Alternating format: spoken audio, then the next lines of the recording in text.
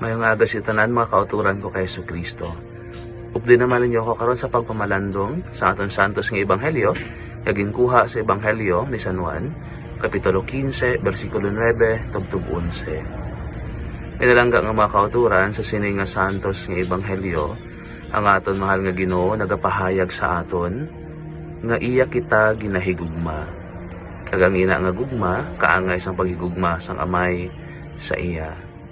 Pinalangga nga mga kauturan kung nagsiling sa Jesus nga ginahigugma niya kita, gini siya kadako gid nga assurance para sa aton.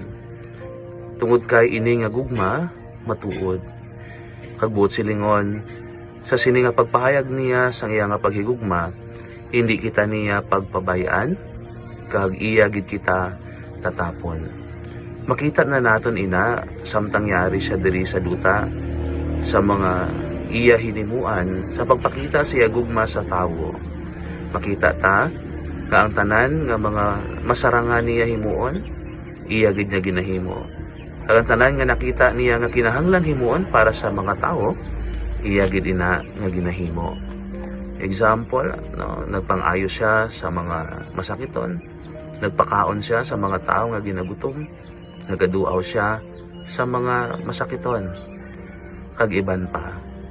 Pinalangga nga mga kauturan, ang ini karon nga ebanghelyo gives us the assurance nga tungod kay nangin katapo kita sa sini nga panimalay sang Dios, sang panimalay sang aton Ginoong Jesucristo.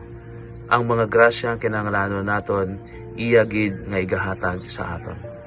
Amo ini ang gugma ni Kristo. It's unconditional.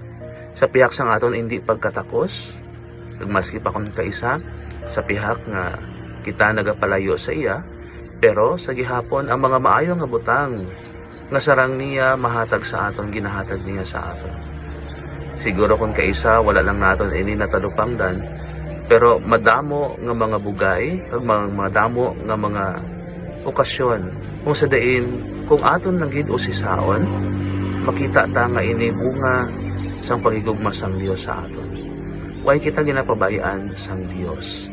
Ang pinalangga nga mga kauturan, sa sini isa man lang ang ginapangayo sang aton mahal nga Ginoo.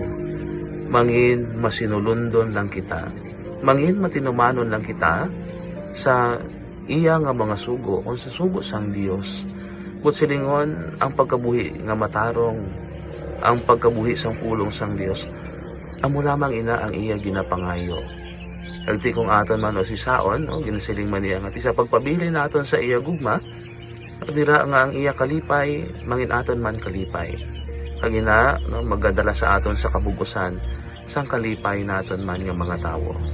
Kaya kung aton o sisaon, kung pakamatarong kita, kung maayo kita nga mga tawo, no, jutay ang aton nga mga kaaway. Kagamoy na ang nagadala sa aton sa kalipay. Kaya kung hindi kita masinugundon, kag wala kita nagapalapit permi sa Dios, dira naton makwatsagan man ang pagkamiserable sang aton nga kabuhi. Pabilin kamo sa akon gugma, amoy na ang siling sang Ginoo. Ti kabay pa sa sini karon, tingwaan naton nga mausisa permi sa aton nga kabuhi. Hindi man matag adlaw, pero tani may okasyon gid kita, may tion gid kita sa pag-usisa kung paano kita ginahigugma sang Dios. Nagkabay pa nga maapresyar naton ini. Ang inang apresyasyon naton magadala sa aton sang mas madalom nga relasyon sa Dios. Tandaan naton, no, ginahigugma kita sang Dios. Hindi kita niya pagpabayaan.